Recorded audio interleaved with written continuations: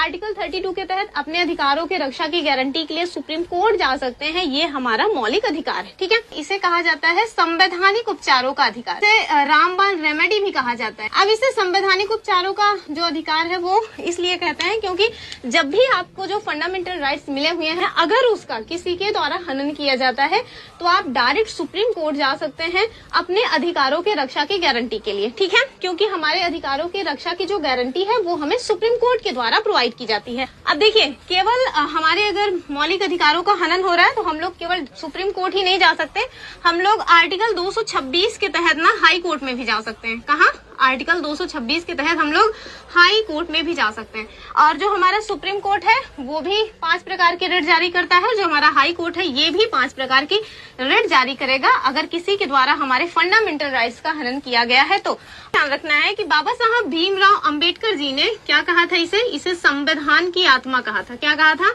संविधान की आत्मा कहा था। Soul of the Indian constitution, संविधान की आत्मा किसके द्वारा कहा गया है, ये ज्यादा महत्वपूर्ण है।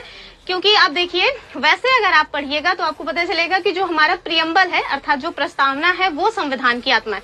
लेकिन अगर आपको डायरेक्टली नाम देके दे दिया जाए कि चलिए बताइए बाबा साहब भीमराव रामजी अंबेडकर की मतलब कि उनके हिसाब से कौन है संविधान की आत्मा, तो ये है हमारा आर्टिकल 32, ठीक है।